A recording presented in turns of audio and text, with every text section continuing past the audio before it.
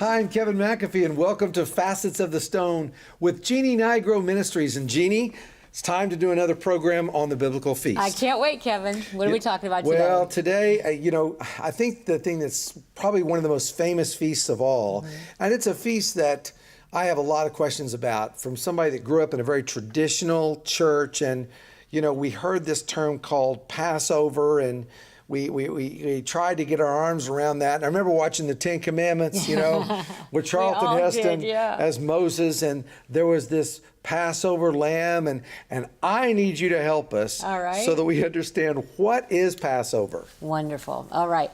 Well, Passover is that time, and we know it from the Bible, from Exodus, when the Israelites basically, God delivered them out of Egypt by where the households had blood over the doorpost, death passed over. And that 10th plague, the death of the firstborn, hit everyone except the households where the blood passed over. So obviously we started to learn from that. There's something to do with the shed blood and blood over the doorpost and dead passing over shed blood. So I think he was giving us a sneak preview. Yes. You're a movie producer, so you can appreciate this. When we go to a movie and we see the previews before, gives us an idea of what is to come. And that's what these feasts all do. They're like sneak previews of what is to come. And so he's giving us a picture of Jesus. And it's powerful. In fact, I'm going to take just a sidebar, which is kind of fun. I did a movie called End of the Spear. Right. And this is kind of an interesting thing for those of you who had the chance to watch that film. One of the producers, that is the executive producer under me, is a man named Eugene Mazzola. And Eugene was Ramses in the original Ten Commandments. So that child that was born that the Pharaoh brought out, Ramses, Eugene played that child and is the only living, really major cast member that's still alive. Amazing. And isn't it funny that he was able to continue to pass on a tradition of his own faith and his own legacy, and it all came back to portraying the Passover and that exact experience that happened. And we look at it almost in a very sad and it's a horrible type of experience of the death ghost passing over, or the death angel passing over. So help us understand, why do we need to know about the Passover today? Well, there's many reasons, Kevin. The first reason is that there's so much that we can learn about Passover that applies to our life, that brings healing to our heart. And not only healing to our heart, but that really gives us strength for today to experience more intimacy with God, to experience more of his abundant life right now. Because that's what we all want, here and now, the moment by moment, where we all live in stresses with our families and our children and our jobs, and with the uncertainties in our environment and in the world. We want to experience God's presence and God's abundant life in the midst of it. And so with Passover, for example, let me just give you a quick example. If you think about blood over the doorpost, we just discussed blood over the doorpost of the Israelites' homes. Well, I like to look at Passover as blood over the doorpost of my heart. And so that means that I have Yeshua's blood over the doorpost of my heart. So I don't have to take in anything that has to do with death. Wow. So I don't need to bring into my heart or in my life fear, stress, unforgiveness, bitterness, rejection, shame, self-condemnation. All those things bring death. They bring death to your physical body. They bring death to your relationships, to your emotions. And so I like to look at what are the things that bring death, and I don't have to allow those in my life anymore. I don't have to bring those in my heart anymore, because I have Yeshua's blood, I have Jesus' blood over the doorpost of my heart. So that's one way that we can apply Passover. There's many other ways. How can we, how can we celebrate Passover? And do we just celebrate Passover once a year? I know there are some feasts or some Levitical teachings that you can do as often as you want to. What are the rules? How do we put some guidelines to us as believers in this I would area? put it this way, Kevin, in terms of how often do we need to celebrate. Passover is, Leviticus tells us when it is celebrated, the 14th day of Nisan, the first month in the religious calendar. So that's generally around our April. And so I believe we celebrate it as the Bible tells us to, once a year, and it tells us specifically what day, but we can apply it in our lives every moment of the day. We can apply what it tells us about who God is and about how much he loves you and what he's done for you on the cross, what Jesus has done for you, and your worth to him and your value to him and how you're accepted in him. All of the teachings within Passover and within a Passover Seder that we celebrate or that we observe throughout Passover once a year, we can apply what we learn through the Seder and through Passover and what it tells us about who God is and how he sees you and how he loves you. Every minute of the day you can apply that in your life. As well as we can apply it by preparing for the future. Right, exactly. Well, you said the word Seder because there's this kind of combination of Seder and Passover. Help us know. No, I think it's really important. How do we know that from your teaching and understanding of the Jewish roots of our faith? Is that another way to say Passover, or how do those two terms work? Well, Passover, Kevin, is the feast. Okay. And then one of the ways that we observe the feast is by observing or participating in a Passover Seder. So the Seder, I like a Seder because it's, Seder means order, and it's really a meal or and a teaching where you're following a specific order. And through that Seder, you can, oh my gosh, you can include anything that anything you want, but you can just include so much teaching that enables you to really apply it in your life, and that enables you to prepare for the future, because we're going to be celebrating Passover with Yeshua when he returns. Right. And through the millennium. So actually, Kevin, the Last Supper, we're all familiar with the Last Supper, was actually a Seder. So Jesus, Yeshua, observed Passover by having a Seder. So that picture that we typically associate with the Last Supper, it was really his last Seder on earth before he returns. Wow. Although there wasn't bread, I'm sure, as you see in the painting, it was by matzah. Well, I can tell you this. Unleavened. Jeanne Nigro has put together an entire series on the biblical feast, and I'm so excited to tell you about that. And you're going to learn more about it in just a few moments, because she's going to describe even more about these biblical feasts and how they can change your life. Stay with us. We'll be back in just a few moments.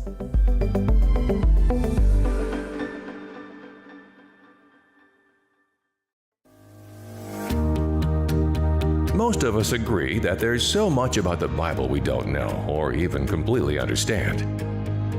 Stories and people from a long time ago that document who God is, each providing a roadmap of how we are to live and who we are to God. Throughout the Bible, there are stories of feasts. Many are still observed today, especially within the Jewish culture. But very few of us know much about the feasts, and even less about the significance of what the feasts say about who God is. Studying our Jewish roots in the biblical feast is so important, and Jeanne Nigro has created a CD series we believe can impact your life. You see, it helps us understand the facets of God's heart. Author and teacher Jeanne Nigro travels the world teaching about the biblical feasts, the extraordinary way God reveals himself to us through the feasts, and the difference those truths can have in our lives. Maybe you've been asking yourself this question: how could my family become more involved in the biblical feast? How could we learn and teach our children even more about these special traditions that were not created by the Jewish people, but by God? You see, it was His plan to design these biblical feasts so that you could be a part. This entire series is designed just for you, for your church, for your group, your small group. It's a time when you can come together and really learn the facets of God's heart. We're so excited about the biblical feast. Today, make the decision that you're going to be involved as well. Understanding the biblical feasts is one way to know God in a deeper and richer way. To learn more about this fascinating teaching, get the full CD series, The Biblical Feasts, at JeanneNigro.com. This is a teaching you'll want to have and share with others. The Biblical Feasts by Jeanne Nigro, available at JeanneNigro.com.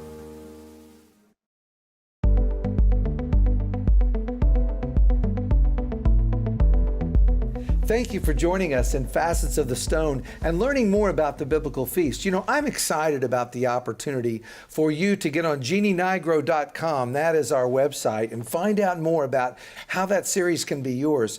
You know, I was here when they were taping the series, and Jeanne really opens up and shares about her life and about ways that this Passover Seder, ways that these different biblical feasts can communicate truth. And that's exciting. So Jeanne, as we just continue talking about this feast today and we continue to talk about this Seder, you have some very unusual symbolic teachings that relate to the Seder, that even relate to Yeshua. Would you mind sharing a little bit about I'd love this? to share a few of them. Yes. He's like, we only have a short yeah, time. I know, there's so many. The ones that pop in my mind have to do, when I teach a Seder, Right. I explain the symbolism to each element of the Seder. Right. And the item that has the most depth of symbolism is definitely the lamb bone. Yes. That refers to the Passover lamb.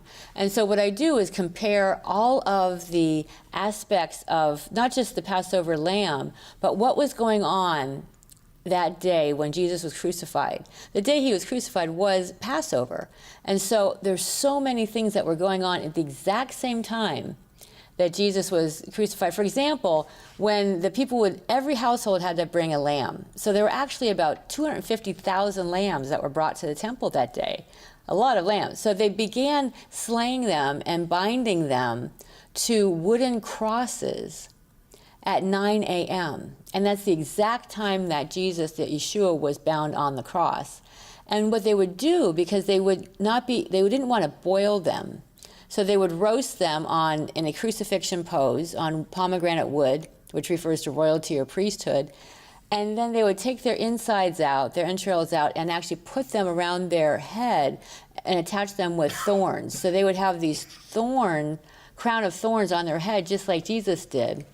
Jeanne, what's fascinating about all of this, as I think about all of the symbolism that takes place as it relates to the Passover, the idea of focusing on the lamb being skewed, like you were talking about, Yes. and these insides and these thorns being put around the picture, I don't think I've ever heard that before. No. It's not taught. No, it's not. You need to, actually, I've researched so much into Jewish history, the Talmud. I've researched the temple, what would take place on the feast. It's so important that we learn what took place in the temple on these feasts, because everything that happened for a reason. There are no coincidences with God. Coincidence is not a kosher word. And so we learn so much from every detail about how God, one, is into the details and how he has a perfect plan and a perfect detail for everything. He was always revealing Yeshua as the Messiah, and he has a perfect plan and has amazing concern for every detail of your life too. And that's just the beginning, Kevin. There are so many things that happened that day that just directly relate to Yeshua.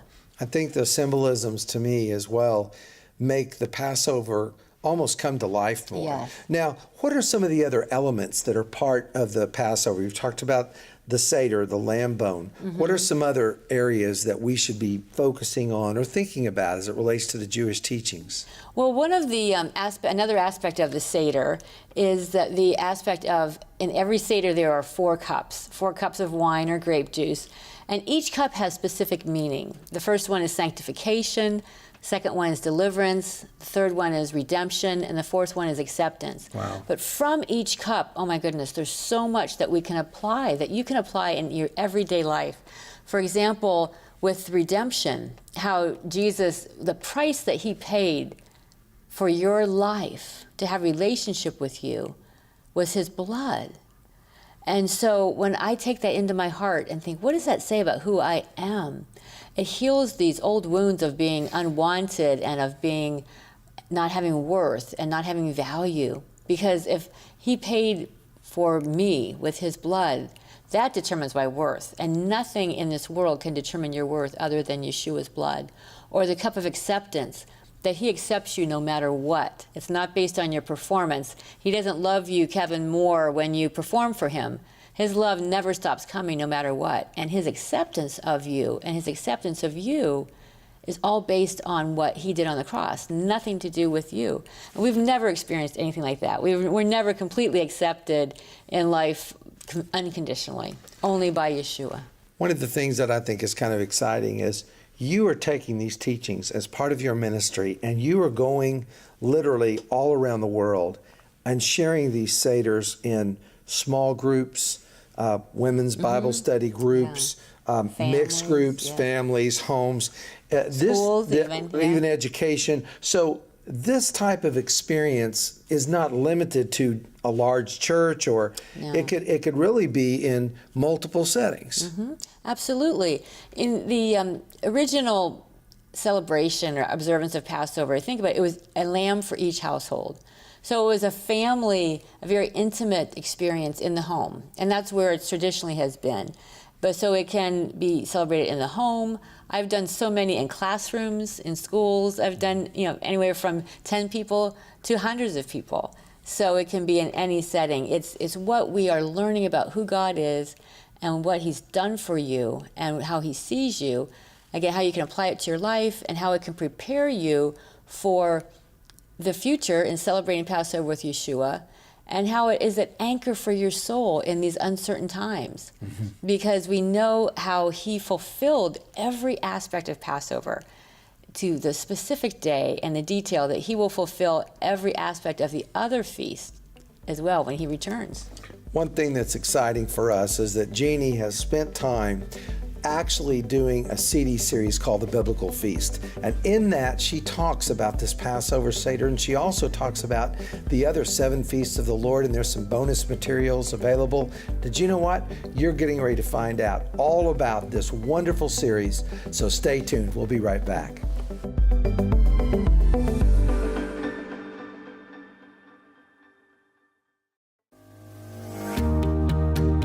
Most of us agree that there's so much about the Bible we don't know or even completely understand. Stories and people from a long time ago that document who God is, each providing a roadmap of how we are to live and who we are to God. Throughout the Bible, there are stories of feasts. Many are still observed today, especially within the Jewish culture. But very few of us know much about the feasts, and even less about the significance of what the feasts say about who God is. Studying our Jewish roots in the biblical feast is so important, and Jeanne Nigro has created a CD series we believe can impact your life. You see, it helps us understand the facets of God's heart. Author and teacher Jeanne Nigro travels the world teaching about the biblical feasts, the extraordinary way God reveals Himself to us through the feasts, and the difference those truths can have in our lives. Maybe you've been asking yourself this question: how could my family become more involved in the biblical feast? How could we learn and teach our children even more about these special traditions that were not created by the Jewish people but by God? You see, it was His plan to design these biblical feasts so that you could be a part. This entire series is designed just for you, for your church, for your group, your small group. It's a time when you can come together and really learn the facets of God's heart. We're so excited about the biblical feast. Today, make the decision that you're going to be involved as well. Understanding the biblical feasts is one way to know God in a deeper and richer way. To learn more about this fascinating teaching, get the full CD series, The Biblical Feasts, at JeanneNigro.com. This is a teaching you'll want to have and share with others. The Biblical Feasts by Jeanne Nigro, available at JeanneNigro.com.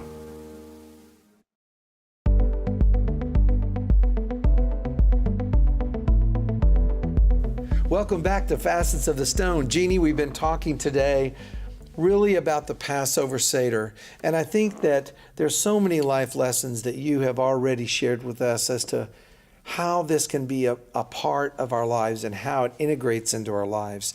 And I know that the biblical feast teachings that you did, that we're offering for people that go to Jeanne Nigro Ministries and go to JeanneNigro.com, they can actually get this series. And you actually wanted to launch this first. Tell us why this became such a high priority in your own heart. Because, Kevin, the biblical feasts are such a passion of God's heart. As I've mentioned before, the Jewish people did not come up with the feasts. They're not holidays or feasts that they design. They are the Lord's feasts. He designed them. He commanded them in Leviticus. And so the more that we connect with what is on His heart, and the more that we align what we do with what He's passionate about, the more we experience intimacy with him. And I have just experienced in my own life so much healing from observing the feast, and so much healing of strongholds, and also they've given me hope in these days that are just so uncertain. And this world is crazy. We don't know what we're going to hear every day. When I turn on the news, it's like, what's it going to be today? And so people tend to have fear. And so the feast, they calm that fear, because we know that he's going to come back and he's going to fulfill these feasts perfectly. And that gives us hope for the future. It gives us, we can celebrate with him now, and we can practice for celebrating with him in the millennium. So it gives us hope for the future.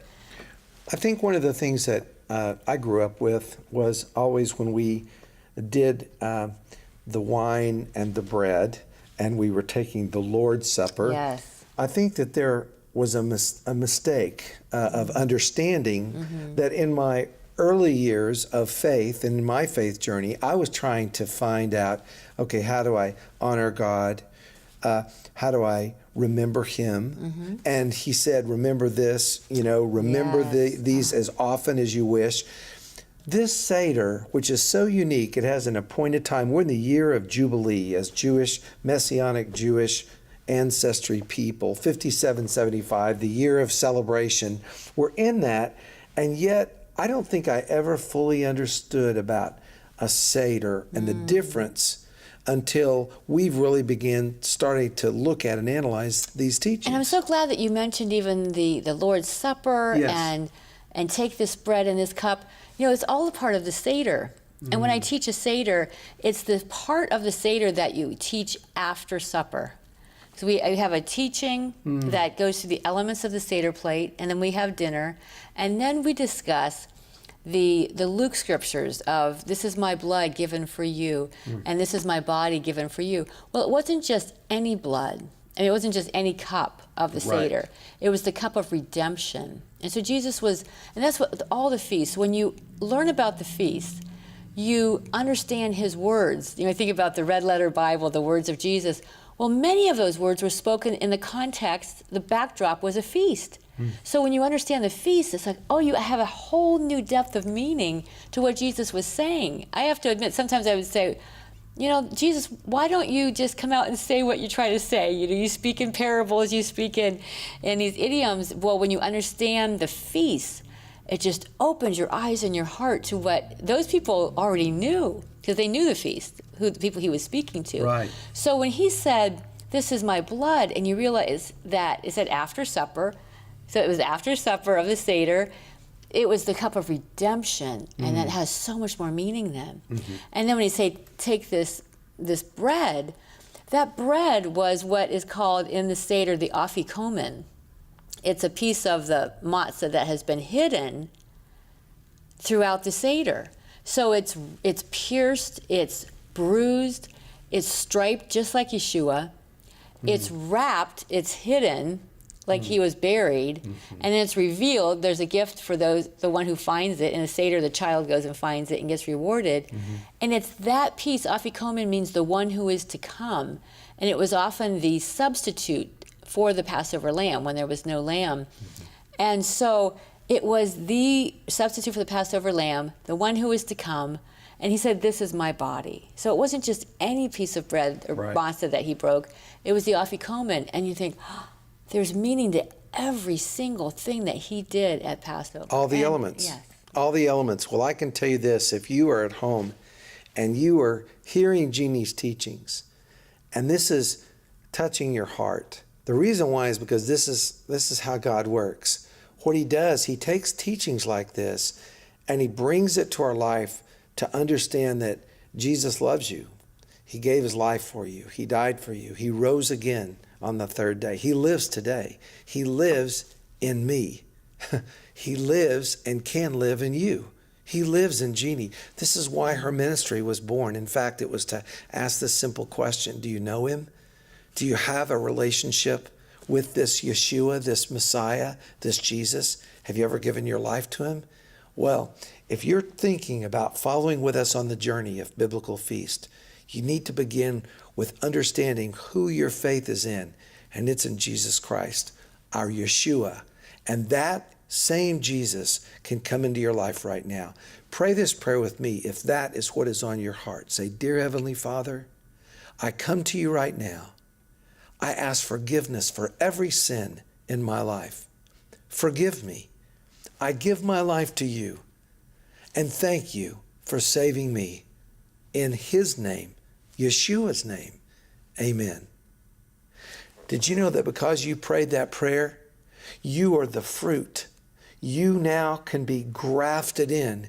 You can now be a part of this one new man that Jeanne teaches about. And Jeanne, I can't think of anything that your ministry has done that's more exciting than carrying on these traditions. Thank you, what Kevin. would you have to say to those at home who've made that decision for the first time? That is the most important decision that you can make in your life. I mean, I made that decision 27 years ago, and my life has never been the same. I was at the point of wanting to kill myself, and he is so faithful. He will meet every need, and you will experience his abundant life like never before. It's the whole meaning of your life. It's the whole reason you were created, was to experience intimacy with him. And it's a love that you will never, ever experience anywhere on this earth. And it's the whole purpose for the reason you were born, was to experience intimacy with him. And I'm just so thankful that this ministry has brought you to that intimate place with him. That's our purpose, and for you to experience your purpose in life. It is our mission, and I can tell you we're honored that you joined us today. Remember to get your copy of Biblical Feast that Jeanne Nigro has created specially for you. We thank you for joining us today. God bless you, and in Yeshua's name, we hope you have a great week.